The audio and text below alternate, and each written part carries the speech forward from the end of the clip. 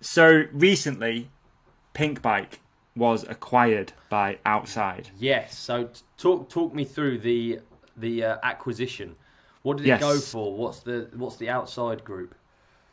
Oh, good question. Okay, so I've done a little bit. I've done a little bit of research into this, and I spoke to a few friends who work within the bike industry this morning to get their sort of take on it and sort of figure out a little bit what was going on.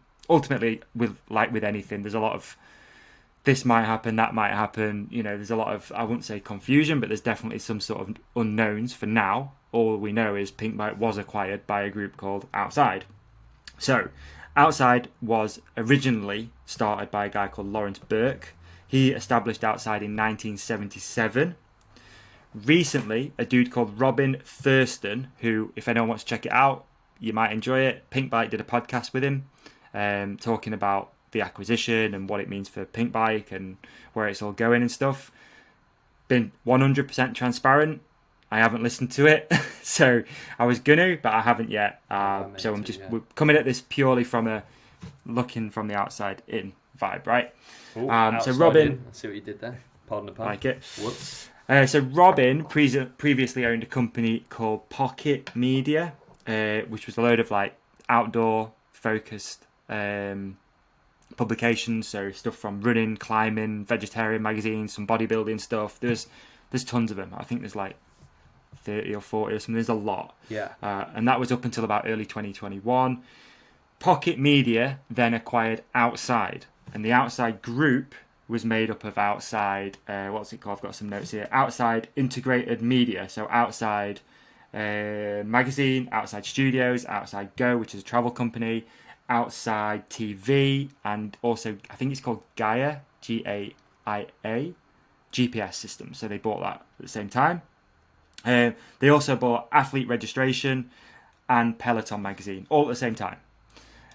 So then in early 2021, well, actually not really that early, not that long ago, a month ago, that group, that group, Pocket Media, changed names to be called Outside. Outside then purchased Pinkbike along with Trailforks, and the other one. I can't think of the What's other it one. called? Cycling Tips? Oh, No. okay. I don't know. No, I didn't know that was connected. Yeah, let me just clarify that, because I don't want to be spitting misinformation about what they actually did buy. Yeah, Cycling Tips, Trailforks, Right. and Pinkbike. So they bought those three. Yeah. And then I guess there's been a lot of nervousness maybe within the community that it's going to become all paid media. It's going to be called everything's going to be behind a paywall. Yeah, it's going to transition into that business model. Got you. Yeah, which is yeah. ultimately So that's what it is. It's hard, isn't it? Because do we want to pay for? I don't know. You pay for Netflix.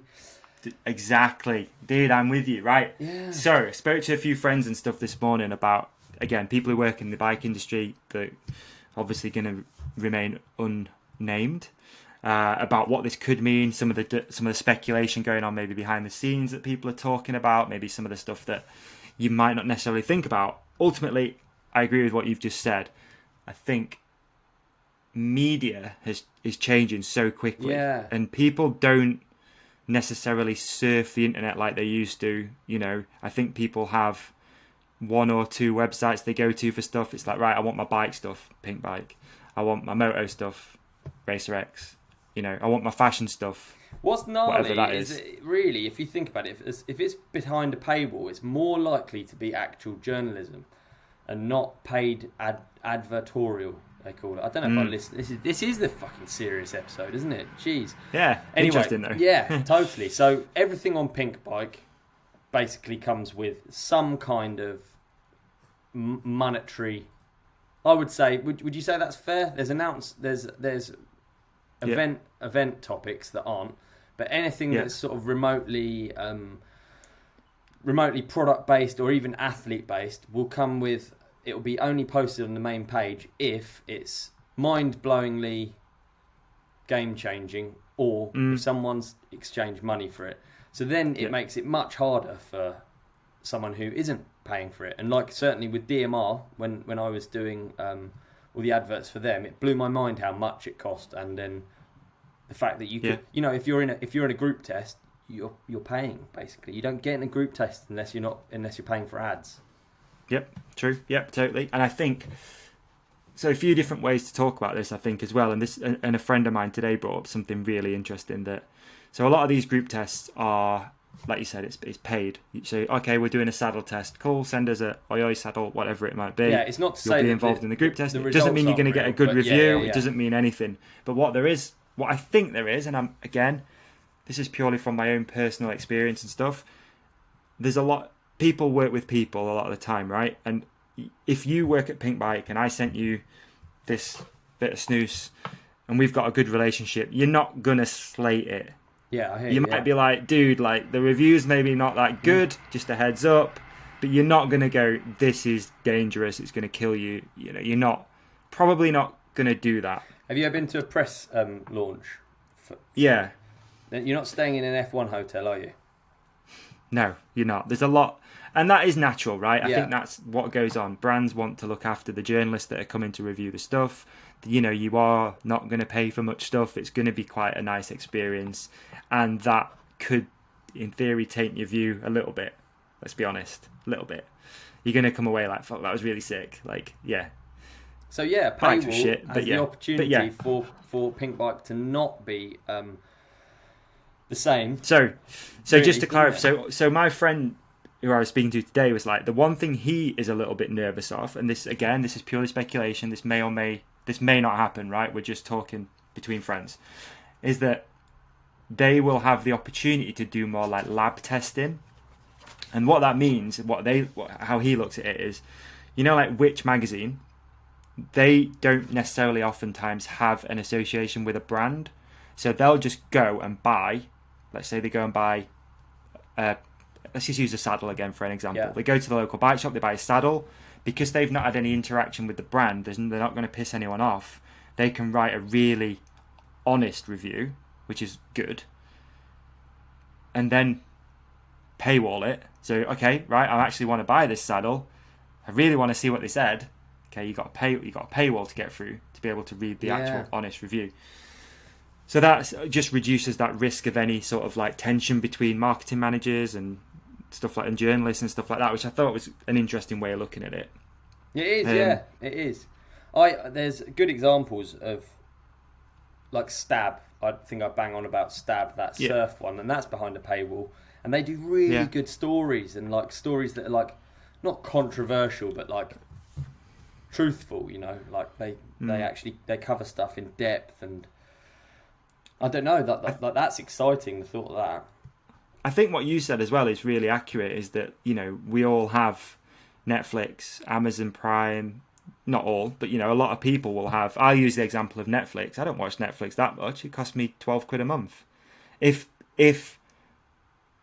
Pinkbike was going to cost me £10 a month, I might be like, yeah, all right, it's cool. Like, yeah. But the major thing for me is it's got to be good content. Now, obviously, Pinkbike has made a name for itself off the back of other people's content. Yeah. Let's be honest. That's what it is. You submit stuff there, it goes on the front page, great, either you've paid for it or whatever, but they don't necessarily create much of They've started doing a little bit more, like the privateer thing was their YouTube channel as well, Yeah. But ultimately, if going behind a paywall brings more good quality stuff in, then why not? Would you not rather sit and watch a mountain bike documentary created by Pinkbike or outside than sit and watch Netflix? Like I probably would. I mean, they won't be able to keep up with. Well, I guess they will. They'll post the stuff behind the paywall that's the most relevant to them, and it'll be more fair. Then the cool edits will still go up. It's not to say that they won't post other people's content, I guess. But it's funny to watch people really jump to this. Oh, it's going behind a paywall. I'm not supporting it anymore. Yeah. But yet you probably are supporting other networks like Netflix, Disney Plus, whatever. However million visit the homepage a day, 1,000, whatever it is, they're not going to get 700 million per year. Pinkbike is in the top 10 sports websites on the planet, and it's also in the top 10,000 websites on the planet. They've really got a monopoly, haven't they? Because it used to be that I'd visit. So I don't really use a desktop anymore for like finding news and stuff. I just use probably social media as like how I consume news now, I would say, which is probably bad. But I used to visit Dirt, Vital, Pinkbike. They were like the three. And now you don't visit Dirt. You visit Vital for sure, but less than you do Pinkbike. Pinkbike has a monopoly over mountain biking, really, doesn't it? Like, it does, and that I think is I don't know if it's good. Obviously, I feel like it's bad, if I'm honest with you. But again, the way that people consume content has changed so much that you do just have that one go-to. And if they're not creating anything unique, then you know that pretty much you go to Vital, it's the same stuff. They've just reworded the title a little bit. It's the same edit. You're still going to see the same stuff.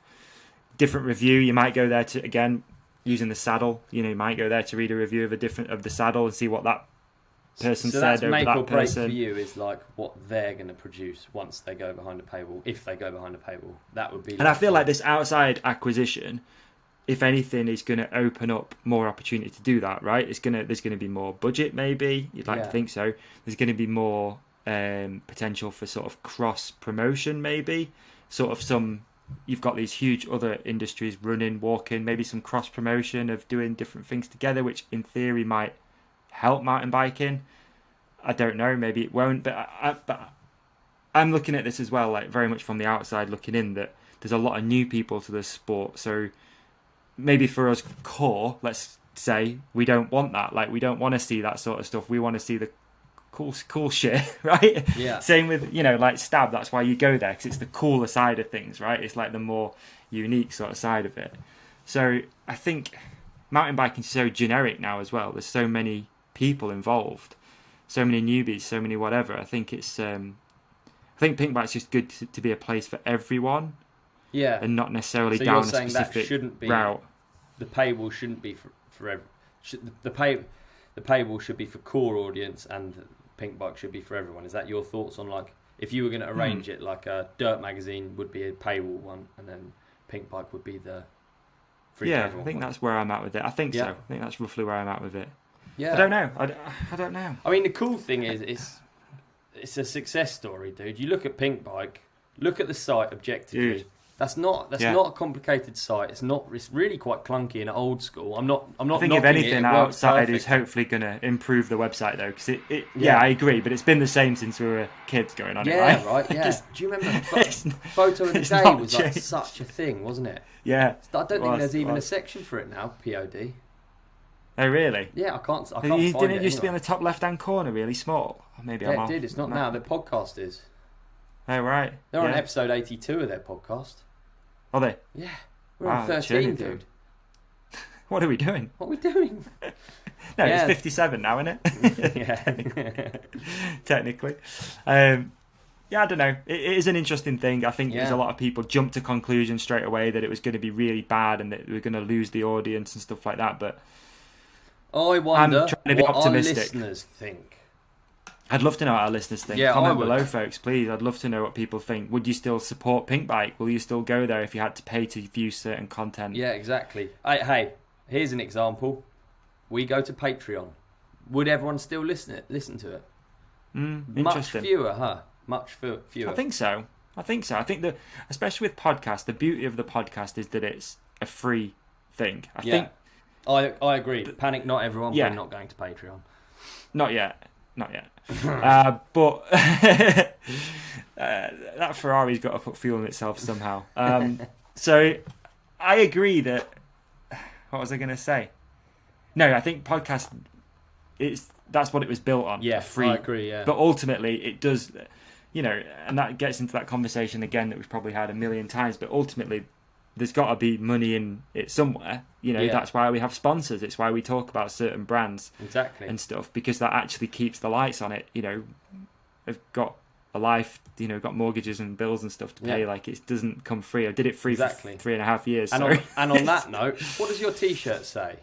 Doesn't ruin the flow. Hey, I think that's a cracking. I think that's a cracking topic, and I'd love to hear what people think about that. Have you been on Beta much or Beta? Beta. What's B-E-T-A. that then? Trials Motorbike. BETA. No, Beta's owned by Outside as well, and if you look at it now, it looks like Stab a little bit. Does it? It's like a cool sort of mountain bike website. Oh, really? Yeah, BETA. BETA MTB. Yeah, Beta Magazine. It's not got So this good is owned by the SEO. same group. Right, Beta No. MTB. Right, got you. A little bit cleaner. Outside logo in the top. First impressions on a product. We got a lot of reviews here. Behind paywalls. Yeah, there you go. I think something about Pinkbike being that simple, being just like a timeline of news, is what makes it good though. Like as soon as it becomes all like Squarespacey and all like dynamic I think it and loses moving something. and I shit. just think, oh fucking, what you selling me? Piss off, Yeah, totally. I'm with you. Wow. I think we. That was interesting. I'd like to hear what people actually think though, because ultimately I don't know what I think. I'm still very much on the fence with the whole thing. Yeah. But what I was going to say, actually, just to add a bit of a thing at the end, is that I've got businesses, and there's got to be some sort of end goal at some point. You don't just run it because you run it because you love it, obviously. But I think people look at Pinkbike as like they own it for some reason and like, oh, this is our like cool little core thing. But there's people behind there that are working their asses off to build this thing up. Yeah, absolutely. At some point, you're going to want to sell. You're going to want to move it on, Cash out. You know why they've... Inside knowledge. You know why they've never sold it before? Especially being one of the top websites in the world. Why is that? They wanted too much money for it. There you go. Do you know? Do you know the figure on what they sold it for? No, I don't think it's public, but I do know, Fascinating, that and this has got to remain within podcast circles only. So if you listen to this, people do not repeat. But in 2012 they tried to sell it for 10 million. Okay, got you. So let's say it's above that. There you go. I would imagine it. I guess I would imagine it was above that. So interesting, though, isn't it? Like, what is it other than the people that follow it? I know it's a business. I know loads of shit goes into it, but it's ultimately a web page. Like, what is it that you're selling? You know what you're buying when you buy a candle shop. You're buying premises, stock, customer base. But like Pinkbike is essentially just customer base data. and an image, isn't it? And data. Yeah, it's nuts. You're buying data. SEO, you're buying all that stuff. It's crazy, insane, really, if you think about crazy. it.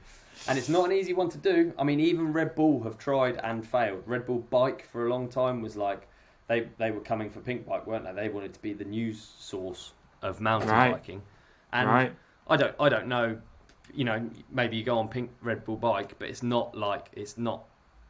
hasn't taken off like Pinkbike.